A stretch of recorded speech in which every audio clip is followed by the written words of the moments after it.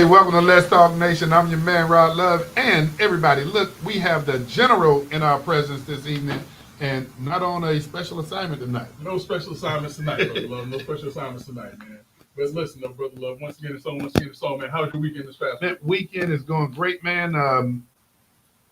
It's leading up to a weekend that will be memorialized forever, in my mind at least. Next weekend, man, my daughter, who you watch grow up too. My oldest will actually be graduating UCF nursing. Oh, outstanding, man. Outstanding, yeah, man. How time flies. It has, man. It has. And I mean, your daughter, did they graduate at the same time? I think they did. So she has one more semester left. She is in the graduate program, or going through the graduate program. I think something PAD program for civil engineering. So she'll be done in December, man. Great. She's been doing her thing too, man. Interning in all these nice places, all these nice businesses and everything, man. Listen, man, if I gotta say it, I'm gonna say it, man. I think they both came from good stock. Hey, you're absolutely correct. If nobody else has said, I said it, man. So my weekend is leading up to another classic weekend, if you would. Classic. Yeah. But man, I tell you, what about your weekend, man? I mean, my weekend was, I guess it was restful, man. There wasn't a whole lot that went on this past weekend. You chilled? Yeah, man. Yeah, no. So nothing that I could really think of that I did. I got a little workout in and different things like that. But yeah, I'm just waiting on, in case people are wondering why I'm just relaxing right now and recharging the battery, because campaign season is coming. Oh man, so I gotta be listening. I gotta be ready. Not that I'm running for anything or campaigning for anything, but I'm gonna be out there being active and making sure we get the right folks in front of people so that we can help to make some changes. And Greg, we've been doing this, man, not on the show, 8 years with having conversation, educating people, introducing people. And I think what people learn most of all, man, is come on here and tell people who you are versus leaving it up to us. Absolutely. And give them a chance to know what individuals are about as candidates. We've had some very interesting folks who sat down and spoke to us, and I think we're running at about 75-80%. You're right. Individuals that come sit down and talk to us are having some successful campaigns. I got a question for you, brother, before you tell everybody who they're listening to. Yes, sir. And it's two things. You know how we continue to learn and evolve? Yes, sir. Greg, tell me, man, we used to talk about facts matters, which I still truly believe. But do results matter as well? Oh, absolutely. Okay. Absolutely. Okay. Results, if you ask me, are probably the only thing that matters. Are the results. All the results. That's the results, man. That's the only thing. Well, I wanted to get that out of the way because the way you frame us being able to educate people about, when that season comes around, who's who, what they stand for, you still got to go back and tell people who they listening to this season. They are tuned in to two of the most influential voices in Central Florida on Monday Night Podcast. Brother Love and Greg Jackson, the dynamic duo guaranteed to raise your IQs 15 to 20 points. With Brother Love, on some nights, we get them up to 25 or 30. If you want to be a part of the night show, all you got to do is hit 407-921-6195, or Brother Love, they can use their little Twitter fingers and they can join us right here on Facebook. They can send us comments. People ask, are y'all really responding when we send messages? Absolutely, yes, positively. So all you got to do is use those Twitter fingers to talk to Brother Love and Greg Jackson, the dynamic duo, two of the most influential voices in Central Florida on Monday Night Podcast. Brother Love, let's get it on. Well, man, in terms of getting it on, man, I guess we got to roll out, man, by just saying, man, have to extend, man, our heartfelt condolences, man. And Greg, tell people, man, I didn't know it until late this afternoon when Doc called me and told me. I think that this was news for a lot of people in the early afternoon, late afternoon phase. But for the bulk of us, if you are a Gen X, which we're Gen X's, you grew up on a show by the name of The Cosby Show. And on The Cosby Show, it was Dr. Heathcliff Huxtable and his wife, Dr. Huxtable, Claire Huxtable, and they had 5 kids. And of those 5 kids, they had one son by the name of Theo Huxtable. And Theo Huxtable, we grew up with him with all of his shenanigans and his girlfriends and, the stuff that he did with his friends, Cockroach and everybody else. And so we grew up with Theo Huxtable. And so it hit kind of hard and it hit home when today we got the news that Malcolm Jamal Warner, the actor who portrayed Theo Huxtable on one of the greatest shows, one of the first I will shows say. that positively reflected Black Americans as professionals, as a doctor, as a lawyer, kids in college, and different things like that. That Malcolm Jamal Warner passed away today. He died in Costa Rica while vacationing with his family. It appears that he was swimming in the ocean and got caught up in a high tide or something of that nature, and was not able to, was not able to recover. And so, rest in peace to Malcolm Jamal Warner, and thoughts and prayers go out to his family and to everyone who was associated with him. Like I said, this was a part of our culture and our history. So you're right. And Greg, Doc and I was having a conversation, and you're right. We grew up with the Huxtables. Yeah. And but Greg, the other thing that we grew and watched evolve is when the Huxtables went off the air. Mm-hmm. You looked at how those actors continue to reinvent themselves in some form or fashion. Yeah. And man, he played.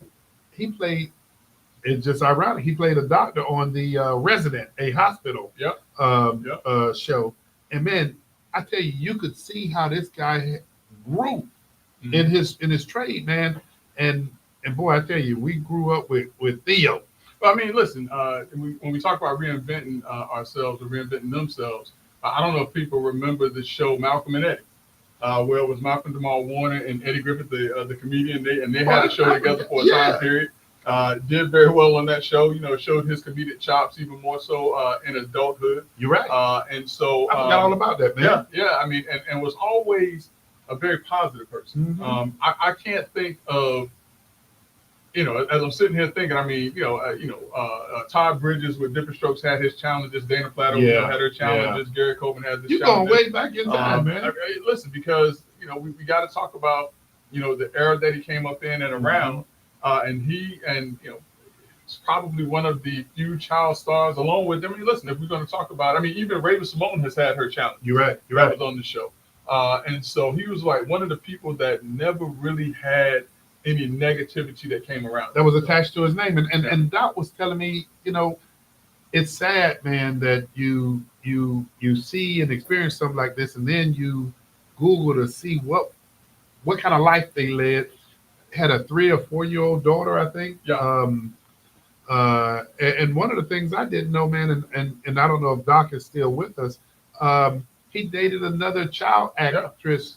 Matter of fact, she was on the show with him sometimes on the Cosby Show. I can't remember her name. I forget her name, but she was sometimes appear on the show with him, and they were actual love interests. Yeah. Not just on the show, but in real life for a good period of time. And Greg, I can't say that it's right or wrong or true or not true, but you're absolutely right, man. He is one of those actors that you really never heard his name being associated with issues and controversy. Yeah. So Theo Huxtable on the NBC sitcom The Cosby Show from 1984 to 1992. It earned him a nomination for Outstanding Supporting Actor in the Comedy Series at the 37th Prime Time Emmy Awards, which is a big deal. He was also known for his role as Malcolm McGee on the sitcom Malcolm and Eddie. That's what I was talking about. Mm-hmm. And Dr. Alex Reed in the sitcom Read Between the Lines. We forgot about that also. I did. And Dr. A.J. Austin in the medical drama The Resident. I mean, he was a writer, a producer.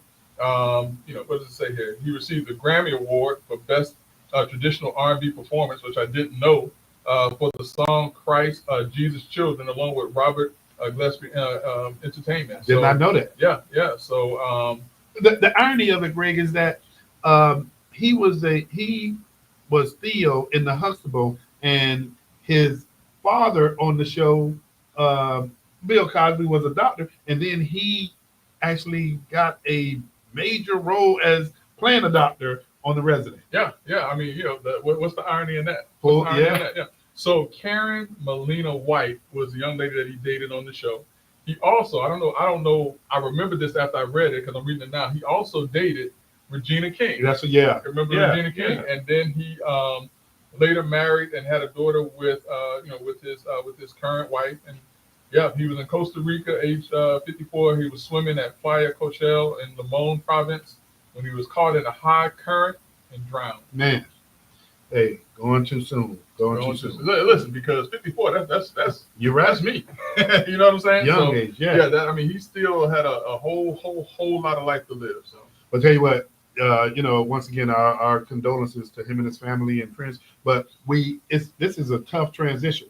We leave with our heartfelt goodbyes to Malcolm Jamal Warner, and then we transition. it might not be that much of a challenge, because if what happens to this guy really happens, he might be saying his goodbye. Hey, so we go from peace to violence, Yes. and I'm talking about Shaq and Yeah. his message to RG3 regarding Angel Reese. So listen, man, there are a lot of elements to this particular story, and let's talk a little bit about Okay. RG3 just for a little bit. So RG3, I don't know if folks remember, but RG3 is a former professional football player. I forgot the college that he played for. Oregon, I believe it was Did he play Oregon. for Oregon? Yeah, I guess it was. And he was first round draft pick to, I believe it was it the Washington Redskins? If I remember right, yeah. Yeah. If I remember right, yeah. So he played for the Redskins. Never really lived up to to his full potential. I thought he was a great college quarterback, although I don't remember the team. I just remember him. I mean, he was a doggone good college football player, like a lot of other college football players that that we've seen, like Tim Tebow and different things like that. And since that time, he's become a television commentator, a sports commentator for for college as well as some pro sports. You didn't put the C word in front of that. What's that? Controversial. Well, he wasn't controversial. Well, yes, I guess he was. He always He was. Yeah, he has always been. But the thing about him also is that he now has a podcast. But Robert Griffin III is an African American male who is married to a white female, which there's nothing wrong with that. Interracial relationships, absolutely nothing wrong with that. But in the years since the time that he's played professional ball, things have come out about Robert Griffin the third, RG3. I'll just refer to him as RG3. Comments that he's made about other African Americans, about their abilities and skills. I believe he was actually commentating one game when he referred to some players as jigaboos or something like that, and said, "Oh, no, I meant to say jigabug" or something like that. But he's always said like little things, little comments that made people's eyebrows raise when a black male is talking about other black athletes and things of that nature. Well, in his form of commentating and controversially doing so, he has found himself sideways with not just his former teammate Ryan Clark, but also with one of the more popular WNBA players right now, which is Angel Reese. And so, part of the controversy initially came with Angel Reese and her and Caitlin Clark just kind of having some run-in, and RG3 taking the side of Caitlin Clark, which is not a problem. I mean, listen, you don't have to absolutely like anybody or whatever the case may be. But Ryan Clark, that's kind of the first place where he kind of called RG3 to the carpet about, why are you making these comments about an African American female athlete when you're talking about her and her dealing with a non-African American athlete, which it is what it is. But Angel Reese, and the other thing that people don't realize is that Angel Reese is like Shaq's Shaquille O'Neal's little sister. You're right. Yeah. And he's kind of taken her up under his wing and has kind of mentored her and tried to shield her too. And tried to shield her too. And so this latest round of attacks, in quotation marks, because I don't want to say that he was attacking her, because his side of the story is kind of interesting. But there was some posting of Angel Reese and some negative comments or commentary about Angel Reese, and RG3 posted something and basically put the uniform that Angel Reese wears with the face of an ape or a monkey. No, come on now. And the comment that he said, hey, is it right that we do this or this, this? But he had her face, had her uniform on like a monkey. You have to see it. So Shaq, in a form I don't think I've ever really seen Shaq in, to tell you the truth. But he was on a podcast and he basically said, listen, I'm going to ask you this. This is my last time asking you this. Stop talking about Angel Reese. Because if you don't stop talking about it, I'm going to punch you in your face. And in no uncertain terms, he said, you're talking about her. The reason why she has not responded is because I'm telling her not to respond. But I'm telling you, if you keep going with this about Angel Reese, I'm going to punch you in your face. Now, a lot of people applauded that. And I will tell you, I too applauded it. But then it begs the question, Brother Love, and anybody else who wants to jump in on that. Just because RG3 has a difference of opinion as it relates to Angel Reese and may not like Angel Reese, does that give anyone the right and the ability to threaten him because his view is different from anyone else? And you know what? The answer to your question, Greg, is absolutely not. But you know what? I would be like Chris Rock would be. Wait. So we got a correction. The guru of sports, Greg Jackson Sr. Has corrected us. Now you got the color right, Brother Love. You got the color right, the green. But he didn't go to Oregon. He went to Baylor. Okay. All right. So, hey, you're right. That is the guru. Yeah, you got the color right. That is the guru. We just Hey, right. And Greg Jackson Sr. can tell me if they ran the shotgun, because man, all he had to do when he was at Baylor is throw it up there. Those receivers would go get it. Yeah, no doubt. But Greg, let me say this though.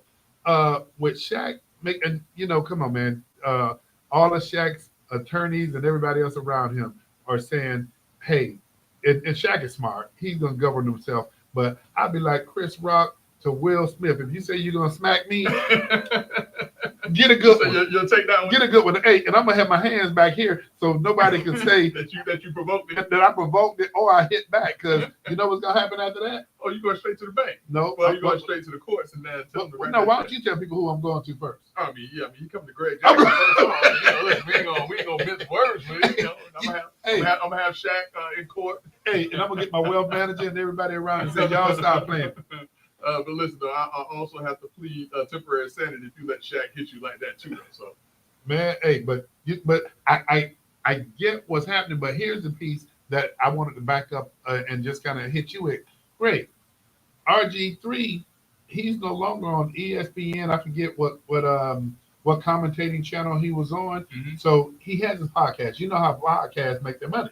Click. It'd be a controversial for the most part. Yeah. And so, but you know what, man? At some point, does his own audience turn him off? And I think the answer to that is no. I mean, listen. Even here's what's interesting. I don't know how many folks follow Kwame Brown. Kwame Brown from Brunswick, Georgia. So I think he played at Glenn Academy, if I remember correct. Played with the LA Lakers and some other teams. And one of the things that really brought Kwame Brown back onto the scene after his playing career is that there were a couple of players that referred to him. I think it was Stephen A. Smith, not even a player, but Stephen A. Smith referred to Kwame Brown as like one of the biggest busts in the NBA. And so Kwame Brown kind of took that, and I mean, he had formed the podcast, the Bust Life or something like that. And that's really truly grown this channel, has done a great job. And I'm very happy to see that someone from the town where I grew up, I'm not from Brunswick, I grew up in Brunswick, I'm a native Floridian, but someone from the town that I grew up in has done very well for himself, is doing a great podcast. But he was the one that begged the question of, does RG3 have the right to say what he wants to say? Mm-hmm. And the easy answer is this. The easy answer is yes. Mm-hmm. He has the right to say whatever he wants to say. The more difficult part of that answer is to the detriment of whom is he able to say whatever he wants to say. Yeah. Because now he is denigrating the character of a young African-American female who is, in a league that is struggling as is to get fair treatment, fair pay, and fair recognition. To continue to denigrate her in that league, in a sport that he did not play. But can he say what he wants to? Yeah, but should he continue to try to tear her down in the way that he's done? But Greg, I bring you all the way back to the starting point. You don't have a corporation per se that's paying this guy now. Now this guy has his own corporation podcast, and is he losing any subscribers? And for the most part, whatever he's losing is so minuscule, man, you don't even notice it. And the clicks are what matters. But let me back up even further than that. You talk about Kwame Brown. Yeah. Great. What made him big is when he started talking back about RG3, and he wasn't mild about it, if you recall. And that's what got him clicks. Yeah. But here's the thing. So even if RG3 loses viewers, that doesn't mean that he's losing clicks. You're right. And, you know, some people may go to his page just to hear what he said, or go to his page just to say how, you know, how ignorant he is, whatever the case It's may still be. going. But that is still providing clicks, i.e., revenue Mhm. to his page. Mhm. And so, you know, listen, the only thing I would say is this. You know, yes, he can say whatever he wants to say, but at some point, you have to judge yourself accordingly to understand that you're not just talking about just an athlete. Mhm. You're talking about someone's daughter. You're talking about, you know, someone's granddaughter. You're talking about someone's future mom. You're talking about someone who may inspire other young women, no matter the color of their skin. And so, you know, it would be, it's okay to criticize and say, hey, do this better, or, you know, if she's done something that may raise some eyebrows to some extent, but to post something about her as negative as, you know, her uniform with an ape or whatever the thing may be, I think is offensive and highly inappropriate. I don't disagree with you, but I'm gonna go back to something that you taught me. Mm-hmm. And we live in this country, man, and I mean it's a beautiful thing. Mm-hmm. We know we all grew up on sticks and stones. Yes. We all evolved to the point that we learned about freedom of speech. Mm-hmm. But Greg, that fine line comes in when you slander. That fine line comes in when you impact a person's ability to make a living. And so I get where you're coming from, man, but I just don't see, Greg, it seems to me today, Yeah. today's America is more interested in the negativity. People not tuning in to hear what all good you're doing. No. I mean, but that is not a new dynamic. The way that certain news media and news publications gained their reputations and their money, Mhm. you know, quite frankly, was by reporting sensational and negative news, i.e., the Inquirer, i.e., the Star, i.e., you know, name whatever rag, what they call the rag that you were looking at in the line of the supermarket in the 1980s and early 90s. I got one for you. What's that? And I was going to kind of segue it with your IEs. Mm-hmm. But the late night host that's going off the air now. Stephen Colbert. Yeah. Yeah. Greg, I mean, how do you parse that? Because the main reason he's on the air is creating laughs, I guess some controversy, but for the same reason he's on the air is part and parcel the same reason he on his way off. But listen, I mean, you know, creating laughs and creating controversy that will generate views and revenue are things that they don't have an issue or problem with. Uh-huh. Here's the problem. Stephen Colbert was not generating enough Revenue. revenue in order to continue doing what he was doing. And there are a lot of other commentators or late night comedians who are probably rushing to Stephen Colbert's defense because they are probably going to be on the same path. Yeah, I mean, look at Rosie O'Donnell. She was not funny. Yeah. She had a show for a time period and it left the air because while it was being watched and while it was being held, it was losing money. Mm-hmm. And so, you know, the information that I've heard is that in order to produce Stephen Colbert's show, it's like $100 million, but he was losing $40 million. Oh, okay. I got So, you know, and I understand that he had like the number one show in his time slot, but number one show and time slot does not equate to number one revenue generating product. So it all comes down to dollars and cents. It has to. Yeah. I mean, he's not on NPR. Yeah. It's not NPR. It's a news network that generates money from ad revenue and different things of that nature. And apparently, he was not generating the ad revenue to substantiate a $100 million show. So it comes down to dollars and cents. But Greg, some of the other things that people are alluding to, do you think this is going to have a chilling effect on other late night hosts? I believe so. I mean, the writing is going to be on the wall of, hey, listen, you can say all of this this witty stuff and you can bring all these politicians on board, but if we're not, seeing we're not seeing the economic gain from you doing those things, we're going to have to cancel you. Yeah. And they will cancel you. One show that I'm surprised that's still on the air, but I'm assuming it raises enough money to continue to be on the air is The View. Oh yeah. Yeah. But I'm surprised at that though, man. I'm personally I'm surprised that because man, they have really, when you look at some of the conversations, some of the direction, and I'm gonna say this across the board. Greg, I saw the California press conference today. I don't know if you've seen it yet, but this press conference was a group of elected officials, namely one, the mayor of Los Angeles, Baker. Is it Baker or I know you're talking about? Yeah, and I can't remember now. I don't think it's Baker, but It starts with a B if I remember right. so she, as well as other elected officials, Greg. And here's where I sit back and I have a problem with it. Greg, you and I, we both have friends, man, that have come over to this country and they've gone through the process. Yeah. To see these elected officials hold a press conference about pulling the National Guard out from, you can't go to any other country, Greg, and not be there and be documented. But I also look back, man, and I look at communities and I'm like, man, Greg, you got communities, man, that's been decimated by poverty, been decimated by crime, by low employment or unemployment. And I'm wondering if these same constituents are sitting back saying to their elected officials, can you worry about us for a minute? And I just don't see it.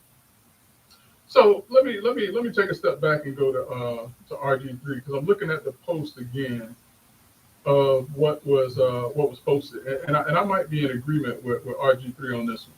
So I don't know if you recall, but it appears that Angel Reese was the first female to be placed on like the NBA game, whatever, 2K 2026, and so someone apparently posted this. Oh, the view generates 75 million. Yeah. Okay. Yeah, posted this. Okay. And what it is, it's the cover of the NBA game, and it has the Angel Reese, and it has her as a monkey. So it's this. It's not that someone else did this. So what Robert Griffith said, and I think I'm gonna go with him on this one. He says, "All right, this has got to stop. There's no place for racism in this world. Whether you like a player or not, Angel Reese should never be called or depicted as a monkey. I've been quiet on Angel Reese front because she shared a video that aided in my wife, kids, family, and something else, whatever. Mm-hmm. But I think what he did was, and now it's starting to come to me as to what the issue was. It wasn't that he said anything negative about Angel Reese. I think what it was is that they were upset with him that he reposted that image. But I think that he had to repost the image to make the point why it is that was wrong. So now that I'm putting it all in full context, that aided in my wife, kids, family, and friends receiving death threats of physical harm to my family and friends, and threats of sexual violence to my children on social media and beyond. That would never be okay with me. I never attacked her or her family when I stated and backed up with clear basketball evidence that Angel Reese hates Caitlin Clark.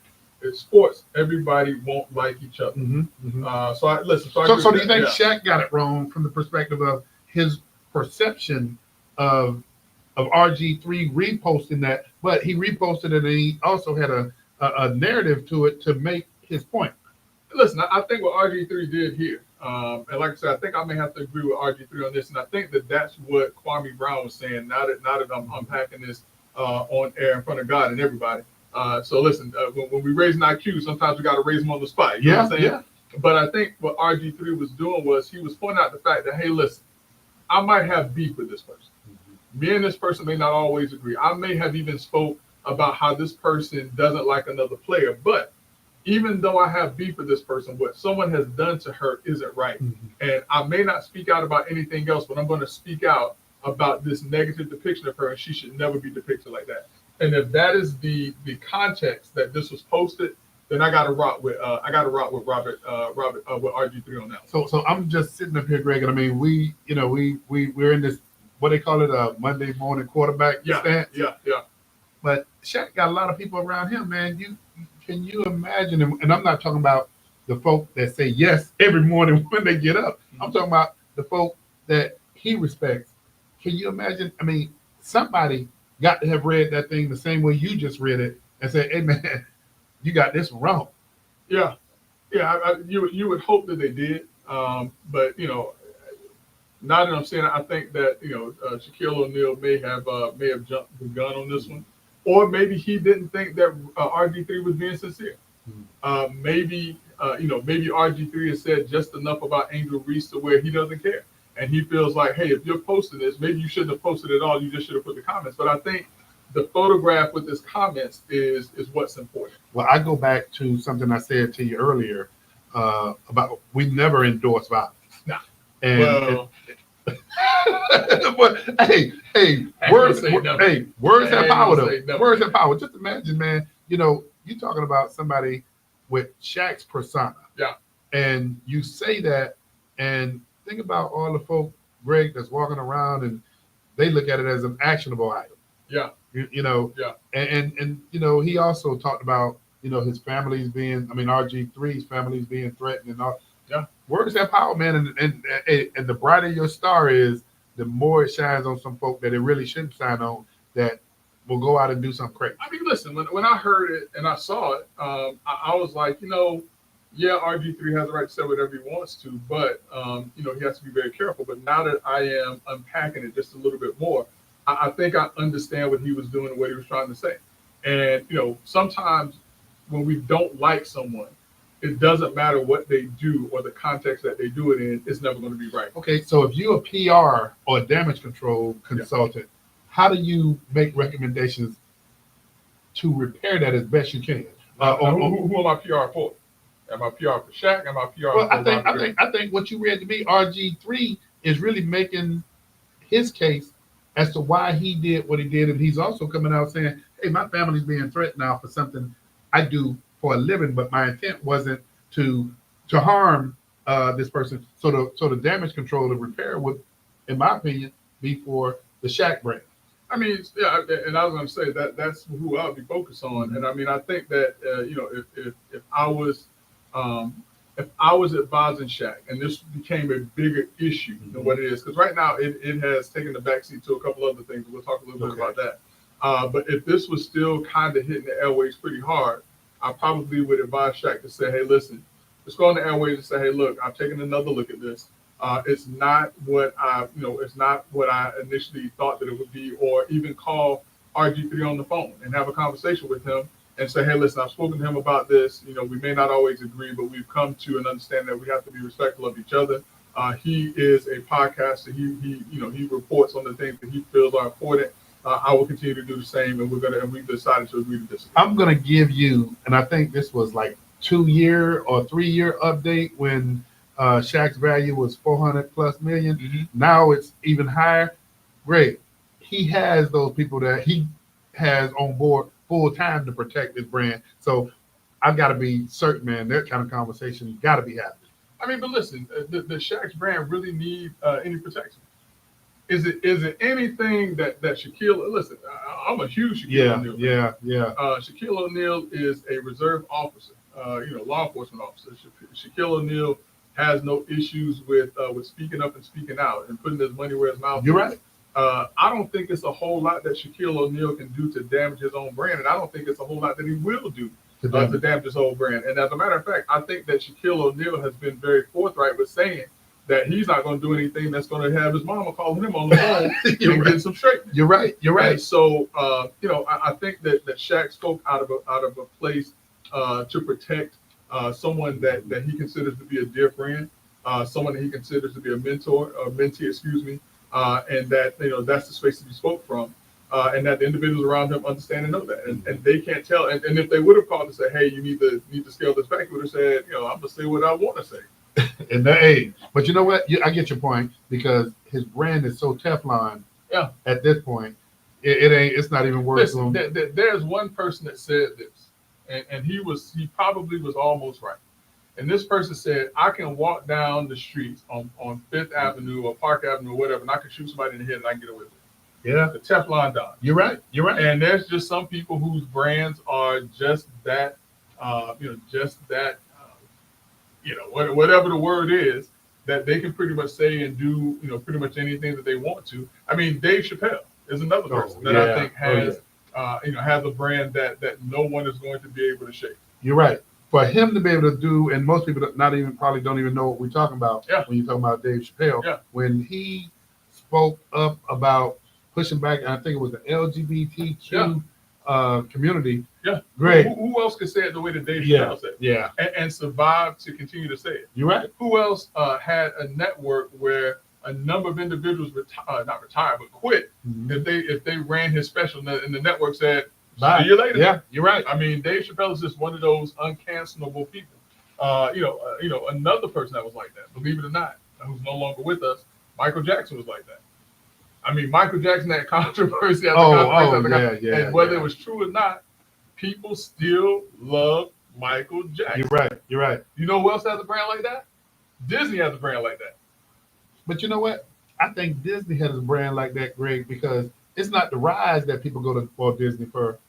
It's the experience that they get. Listen, Disney is known as the happiest place on earth, and I'm telling you, one of the places that I don't like trying cases against is Disney, because invariably, whenever I'm trying to pick a jury, there's going to be at least a third of those people who say, "I don't care what Disney does, I love Disney," and it's like, Judge, I'm moving the strike the cause. Judge. I mean, it's just certain entities and certain people that people don't care. And I'm not saying that Disney has done anything that would require them to have to protect their brand that way, but people love certain brands and certain people, even if it's for the fact that they can say things and do things that other people can't. Yeah, you're right. You're right. Well, Greg, speaking of that, the Kiss Cam seen around the world. Man, oh man. Great. So yeah. Talk about it, brother. Talk about it. But Greg, the CEO, Andy Byron, and a lot of people may or may not be familiar with. I mean, this guy was making millions as the CEO of this corporation. Yeah. And did you see it? Did you? I saw. Great. But the reaction and the response was very swift on both ends, because he resigned. How long did it take him to resign? 2 days, if I remember. But go ahead and frame it out, man, for everybody in terms of who he was kissing. So for those who may have been living under a rock or just visiting or vacationing under a rock for the past 3 or 4 days, there has been a video of this gentleman by the name of Andy Byron and a lady by the name of Kristen Cabot. Andy Byron, as Brother Love was saying, is the CEO of Astronomer, which is a billion-dollar tech company. And it just so happens that Kristen Cabot is the chief people person. Or what do they call it? They call chief officer. They call it a chief people officer. Okay. So that's almost like HR. I guess they want to be, kind of nouveau riche with how they do things. And so they were at a concert together, and there's nothing wrong with colleagues going to concerts or going to things together. I mean, hey, sometimes they're even viewed as team building exercises or activities. The problem is, Brother Love, that Mr. Byron and Miss Cabot were caught on a kiss cam. And not only were they caught on a kiss cam, they were caught on a kiss cam with Mr. Byron with his arms wrapped lovingly around Miss Cabot, and she was facing forward, and they're both facing forward. And the kiss camera comes on, and when they realize that they're on the kiss camera, she immediately covers her face and turns her head, and he ducks out of view to where you can't see him. And the lead singer for Coldplay, which is the concert where they were, basically said either they're having an affair or they're just really shy. Well, it just so happens, Brother Love, that answer number one was right. And it appears that Miss Cabot and Mr. Byron indeed were engaged in extramarital activities. They were at a concert, and here's what's interesting, Brother Love. It appears that they were in a VIP box, and that there were other people around. If you watch the video, there are other people that's around them that, dare I say, were also employees of the same company and or knew that these two individuals were married and were, how did Jada Pinkett say? They had an entanglement with each other. And so this has sparked a very interesting quandary for astronomers. But it has also brought about some very, very embarrassing moments for the family of Mr. Byron and Mr. Cabot, because neither of their families knew until social media alerted them that these two individuals were engaged and involved in this love affair. Now, let's say if the camera had just hit them and they just stood normally by, I don't believe we would be talking having about this conversation. You're right. Yeah, but because of their reaction to the kiss cam, that is what drew everyone's attention to this, and has led to one of the larger stories, i.e., as I indicated, there are lots of people are talking about, and this is one of those stories that people are talking about that has taken some of the steam out of the Shaq RG3. Oh, okay, I get it. Yeah. But Greg, the response in terms of the resignations, man, I mean, zero time it took, man, to get there. Well, listen, the company came out and clearly stated that they had a policy against what was done, against dating other employees, and dare I say, against dating married coworkers. I don't think that anyone has a policy that spells it out specifically that way, but it has to be inherently noted that that is not something that's allowed. And you had two managers, or dare I say, executives of a company who are dating each other, and also it appears that a lot of folks did not believe that she was qualified to be in the position that she was in anyways. Well, needless to say, both of them are gone now. Both of them are gone. But, my understanding is that they both resigned. So it wasn't like, they had to be, trotted out and, hey, explain yourself and all this other stuff. They basically say, hey, listen, what we were doing was wrong. You got me. So, but that takes me to our next story. But listen, don't leave it just so quick. Because as I indicated, there's some stories that have kind of taken the wind out of the RG3 Shaq tale and things like that. And I know it's not in the notes, but it's something that I know everyone is talking about, is the Epstein list, the client list. Yeah. And the fact that, some folks are saying there is no client list, but there was a flight manifest that showed that Donald Trump took a flight with his family on Epstein's plane, which, I don't really see the issue with that, and that Trump or someone in Trump's camp may have written a birthday card to Epstein, but that has also been taking a lot of the wind out of the sails of the RG3 and Shaq issue. But here's what has happened today, Brother Love, to take the wind out of the sails of the Epstein issue, because my understanding is that the Trump administration has asked the judge to open up the indictment or open up the files on that. But guess what happened today? What? The Trump administration has ordered that thousands of documents related to Martin Luther King be released today. Great, that actually took place today. But that was also in line with what Robert F. Kennedy. Now I didn't see any of those documents coming out. So, but did they do it? Yeah, he's ordered those documents, the documents to be unsealed. Oh, now that's going to focus everybody on reading those, because all the conspiracy theories that have taken place. And listen, if that don't work, then we'll get the JFK. If that doesn't work, and people are saying, "Oh, whoa, we got something else for you." Greg, I think that's going to work, because that's going to be a focus right now, Greg. Especially all of the conspiracy theories as it relates to how involved the government was with the possible assassination. What's interesting also is that I saw this weekend also. There were actually some African American pastors that were assisting the government with speaking against and finding information against MLK. I did read somewhere. And so it's going to be interesting to see who those individuals were who decided that, as opposed to walking lockstep and fighting for civil rights, decided that they would want to denigrate a man's character. Listen, I'm gonna say this, Brother Love. Everybody makes mistakes, and there's no one that is infallible on this green earth. And for what it's worth, we've all heard the stories about MLK. We've all heard the stories about John F. Kennedy. We've all heard the stories about Robert F. Kennedy. That should never take away from the legacy and the sacrifice that those gentlemen made for the betterment of all mankind. Great.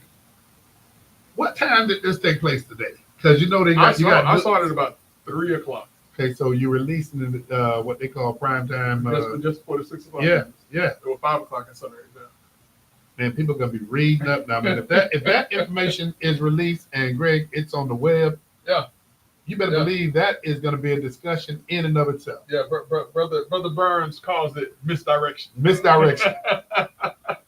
That's what it is. But listen, I mean, if you are going to control the narrative, control. You're right. If you have the power and ability to you're going to control the narrative, control the narrative. I mean, it is what it is. So. Well, speaking of that, you ready to jump into this one? Because I think this one is more business related than anything else. And we're talking about nothing other than Shannon Sharpe. See, a lot of things are taking place, Greg. I haven't been paying attention to the news because I've been having other priorities. But Shannon Sharpe settled the $50 million lawsuit against him. Yeah. So a lot of folks may remember and may not remember that several months ago, maybe like 6 or 7 months ago, Shannon Sharpe was dismissed from ESPN. He had to step down from some other duties. He's been pretty much focusing more so on his personal podcast. He was dismissed on the wave from ESPN on the wave of the rumor that he was set to sign $100 million contract. Yeah. So I mean, he was on his way. And what happened was it came out that Shannon Sharpe was dating a 19-year-old OnlyFans model. And not only was he dating her, but she came out and accused him of sexual assault. And as a result of that, not only did she accuse him of that, but she filed a lawsuit against him, and it was a $50 million lawsuit. So what did Shannon Sharpe do? He didn't do what most people would do, which is vehemently deny any of these things. His lawyer basically contacted her lawyer and said, hey, we can settle this for $10 million. Mm-hmm. So when that came out, and Shannon Sharpe and his lawyer, which I'm still baffled at why that even came out into the public platform. Let her attorney say it, but don't let your attorney say it. Yeah. But his attorney came out, her attorney came out and said, listen, they wanted to settle this for $10 million. We don't want to do that. And Shannon Sharpe's attorney came out and he confirmed that, yeah, we offered her a whole bunch of money. And so Shannon Sharpe after that said, I am going to vehemently fight to write my name, and none of this is true. Mm-hmm. And all of this other stuff.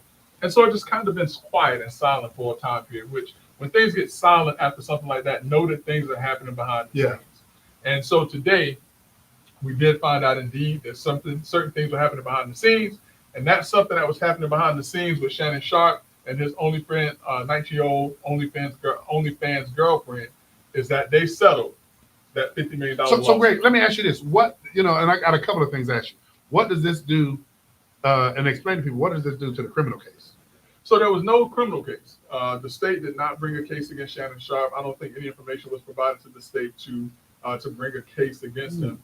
This was strictly a civil case. Okay. She was going after him for money damages. Okay, so now let's go ahead and shift to the business side.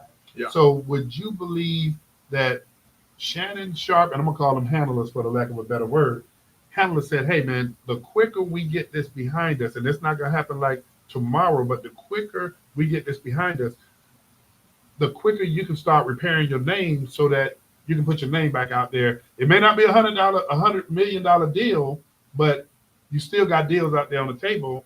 Yeah, nobody's going to touch Shannon Sharpe. Nobody's going to touch him with this. For how long do you think? Because, I mean, come on. They're not going to touch him after this. He is going to continue to build this podcast, which he's doing very well on. But no business entity is going to trust Shannon Sharpe with their image and their brand moving forward. They're just not, and they'll be crazy to. Shannon Sharpe, because if he does, someone is going to bring those audio tapes up again. It is disgusting what he said on some of those audio tapes. And if he does, and he gets to a position, I remember now because Shannon Sharpe, just before this happened, was caught on a live. He was doing some things that was raising some eyebrows, and I think that he was kind of on the way out from that, anyways. But to now have this also under your belt is not going to allow him to be mainstream the way that he was projected to be. Let me take you back a little bit. Yeah. Do you or did you by chance see when Monique was on his podcast? I saw some of it. And that is aired on all the different platforms, and it was something specific she said to him when she was on his podcast. What'd she say? She said, Shannon, and you know how she has her little delivery. She says, Mama gonna tell you this for your own good, because so she evidently already heard the rumors. Yeah. She said, and I think Shannon may be 57 years old or something. Yeah, I think. She said, honey, slow it down. 57-year-old man, slow it down. And people didn't see what she was saying then. And then after everything took place, that's all everybody's going back playing. Yeah. Well, listen. Let me put it in even more context for you. Let's look at what happened to Michael Irvin. Mm-hmm. And in Michael Irvin's case. But you got to frame that, because that was a hotel situation. Yeah, he was in a hotel, but he was not in a hotel room with anybody. Correct. He actually was there taking a picture with someone, and the lady then accused him of approaching her after the photographs and all of this other stuff, and inviting her up to his room and all these other things that ended up not being true. Mm-hmm. Now, Michael Irvin vehemently fought those accusations against him, and rightfully so. I think that he did the right thing. Didn't he win a settlement with the network behind that? And no, well, it's not the network and the hotel. Yeah. Now, Michael Irvin, even though he was right, and although he didn't do anything wrong, They didn't touch him. no, tell me where he is now. He's not doing commentating anymore. Right, and he was right. Yeah, you're right. But He was clearly targeted. Shannon Sharp, on the flip side, everything that this young lady said that he did, there is documented proof that he did everything that she said that he did. But Greg, just think about the liability of being a celebrity right now. The guy who played in The Matrix, man, I can't remember his name. He was Lawrence Fishburne or he was Keanu Reeves. Keanu Reeves. Yeah. When the actor from Hollywood got convicted, the director, the movie mogul, Weinstein. Yeah. When all of that was going on, he completely changed his mode of operation. Now, anytime you see him taking pictures with fans or other celebrities, he is famous now for having his hands face out. Mm-hmm. You know, everybody, hug. He will make sure his hand behind the person is in the picture. That is a good policy, and it's sad that it has to get to that point. But we have to remember that there were a lot of celebrities that were doing some nefarious things that led to this.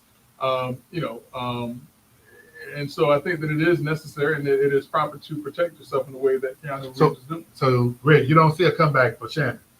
I mean, listen, like I said, his podcast is going to continue to grow. I think he's going to continue to be popular. I think he's going to continue to make money. He was on a network with Stephen A. for a minute. But that's what he was dismissed from. Yeah. That's what he was about to get the $100 million contract from. What kind of contract Stephen A. had? I think he has like a $100 million contract, like a 100, 150 or something. I mean, Stephen A. is not doing bad. Okay. He's not doing bad. And listen, for what it's worth, I like Stephen A. He's a character. Yeah, I like Stephen A. I don't agree with everything that Stephen A. says. I believe that he has made a career off of sensationalizing certain aspects of the sports industry. He does it well. That is his thing. Yeah. So Greg, let me ask you this question real quick. Have you seen or heard what has Stephen A.'s response been to his colleague being absent now? I mean, no one has said anything, and Stephen A. Smith would be appropriate for him to continue to remain solid in that regard. Mm-hmm. I don't think that this is a time and a place to to kick someone while they're down. Yeah. And if you're really and truly a friend, you'll support them in private. Listen, if you're really a friend, you'll do what Kanye West did for Diddy. During the trial, Kanye West pulled up to the trial. He walked in to the trial. He sat there for a moment and then he left. But people saw when everyone else was abandoning Sean Puff Daddy Combs aside from his family and certain other people. One of the biggest stars on the planet, who is wrapped in his own controversies, came to his trial to support his friend. But boy, I tell you, Greg, you don't have friends friends don't come like that anymore, man. No. And listen, and if I was in P. Diddy's orbit and I was his friend, I would have done the same thing because that's what friends are to do. No matter what, I may not agree with what you did. Yeah. But if I'm your friend and I know that you're down, I'm not going to turn my back on you as a friend. Interesting thing, and I will say this because I know we got to move, but it's never been said that LeBron and Stephen were friends. They ain't gonna never be. Hey, listen, and LeBron ran up on like, look, but you know who he didn't run up on? Who? I know Brother Armando know this. I'm gonna tell you who he did run up on. Who? Was Kevin Gates, the rapper. Oh yeah. Kevin Gates made the comment of you can have it on that. When Kevin Gates made the comment about, hey, listen, I like LeBron, but I don't know if I could be married to his wife because I don't like the way she look at him. What? Listen, he said it out here. And then not only that, he went to the next game and sat courtside. And LeBron didn't say a word. Like, and what? And what? Do me like you did Stephen A. Smith. And LeBron doesn't know that. Hey, but you got to admit though, that real time looking at Stephen A. and LeBron on the floor, you can. And Stephen A. handled himself correctly. Stephen A. was doing his job. I'm going to say it like it is. LeBron James was doing his job as a dad. Mm-hmm. Stephen A. was doing his job as a commentator. It is what it is. You're right. It is what it is. So, man, so I don't even know how I transition to this with 5 minutes left. But Greg, we're talking about dads. So it's a good segue. Yeah, go ahead and transition. So he was the 40th. What, Greg? I can't remember. 42nd, 44th yeah. president, and I was just catching up. Mondo is very familiar with it, but he was having a conversation about one of the things to think about as a man as it relates to having sons. And Greg, it completely lost me, man. Yeah. So where he was on his wife's podcast. Mm-hmm.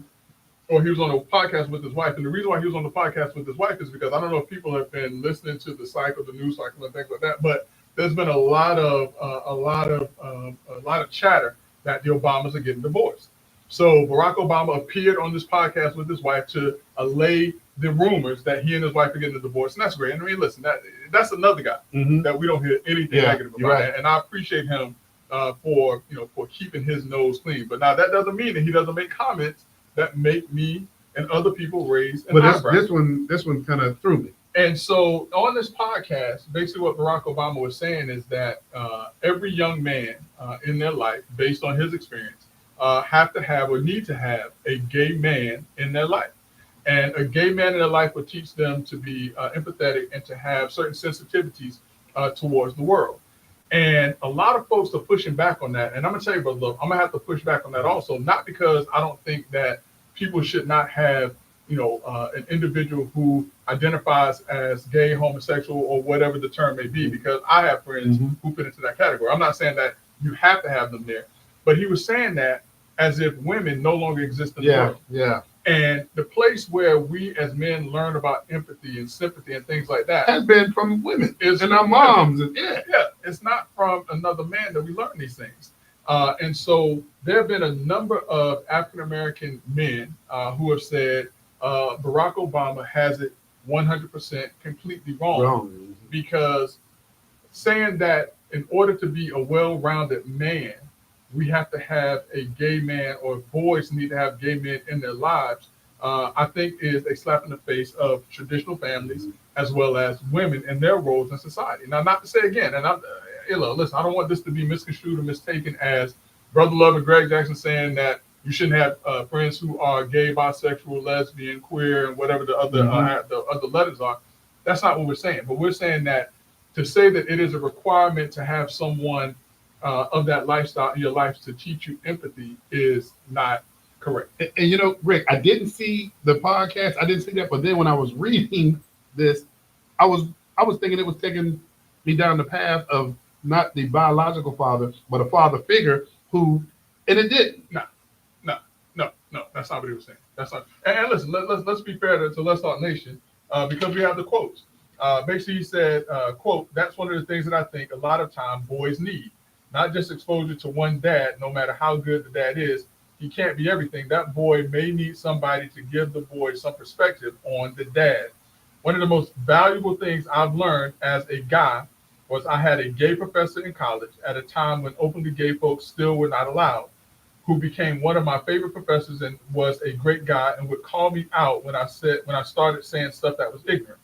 You need that to show empathy and kindness. And by the way, you need that person in your friends group so that if you then have a boy who's gay or binary or what have you, they have somebody that they can go to. Okay, I'm not alone in this." You know what? I'm just going to leave it on this one note, Greg, and I'm glad you framed it up. This is not about being homophobic or anything to that extent, but I am going to really side with you and some others who say President Obama got it wrong. Yeah, it's not necessary. Listen, if you don't have someone who is gay in your circle, you're not a bad person. If you have someone who's gay in your circle, you're not a bad person. It doesn't make us any better or any less. It just means that we have individuals in our circle that we enjoy spending time with and learning from. Hey, on that note, man, this is the segue, man, that I'm going to give you that you hear a lot. You've been hearing this from me for 8 years. What you got? You don't have to go home. But you got to get out here. Hey, tune in next week to Let's Talk Nation and make your IQ go up more as well. We'll see you next week. Hey, Let's Talk Nation.